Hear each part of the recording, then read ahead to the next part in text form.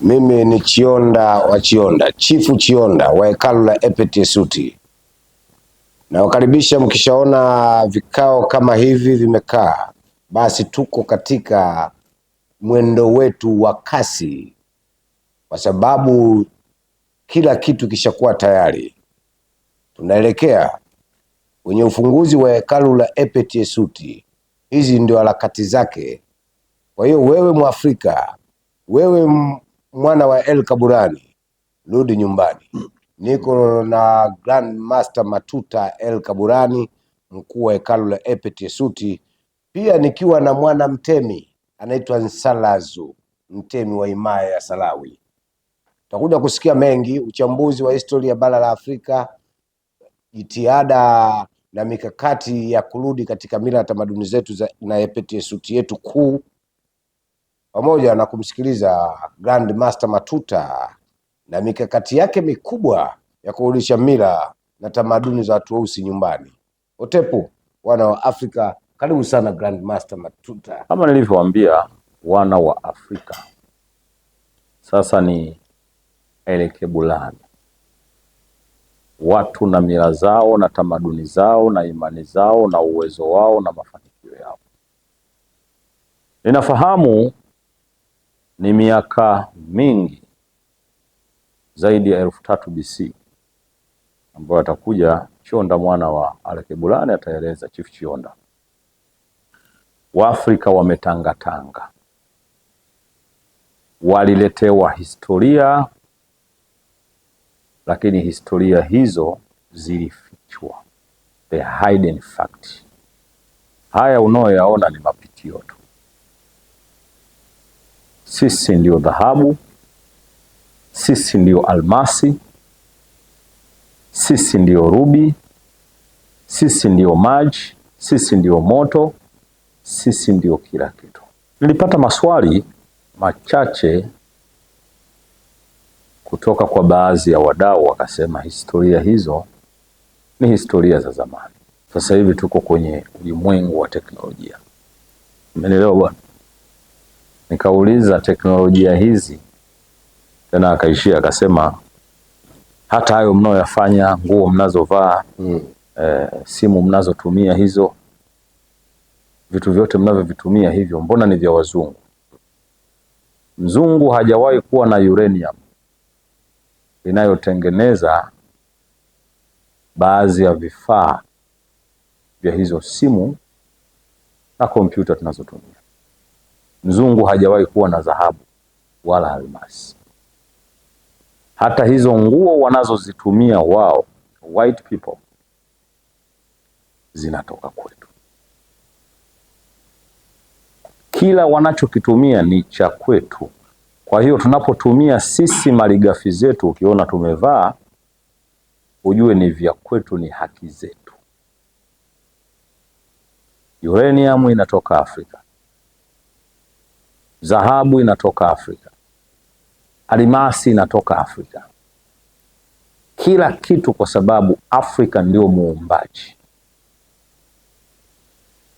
Afrika ndio the creator. Na hata hayo mengine mnayoyaona, ikiwemo imani zilizokuja, zilianza kwenye hekalu la Epet-Yesuti, hekalu takatifu. Sisi ndio tulikuwa watakatifu kuliko wao, na ndio maana mpaka leo wanaendelea kutuonea, mpaka leo wanaendelea kutufanyia dhambi nyingi, mpaka leo wanatamani tuondoke kwenye hii dimension. Kwa hiyo unaposikia mkuu wa hekalu la Alekebulani la Epet-Yesuti ndio hekalu takatifu kuliko mahekalu yote. Sisi ndio tuliomba mvua zikanyesha. Tulisimamisha jua likasimama. Tuliambia milima itupatie kila kitu. Ardhi zetu mpaka leo bado zinatoa mazao ambayo yanatupatia chakula, maji safi. chakula kizuri, kila kitu kinatoka Afrika. Ni kwa sababu Afrika ina Mungu wake.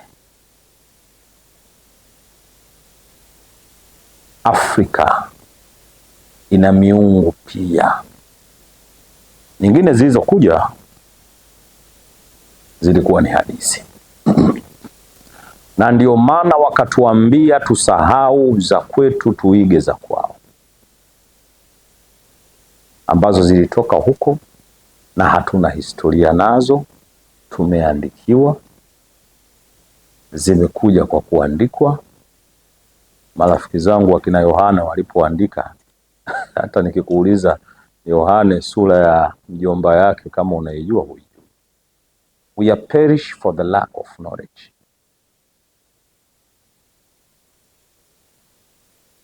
Sasa hatupo sana kuingilia majukumu ya watu wengine, lakini inapofikia kurudisha hekalu letu takatifu la Epet-Yesuti, kurudisha ukuu wa Mwafrika, tuko tayari.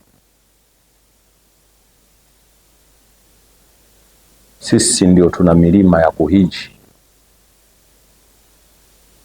iko hapa hapa Afrika. Tuna miungu yenye nguvu Afrika. Niliambiwa msiabudu, niabudu mimi. Sifanye hichi, nisikilize mimi. Hawa watu wangekuwa wazuri kwetu, wasingekuja kutupoka dhahabu na almasi zetu, wasingetufunga minyororo, wasingewapiga mababu zetu wakawaweka kwenye biashara ya utumwa. Kama wangekuwa ni wazuri. Kwa hiyo niishie kusema muda umefika.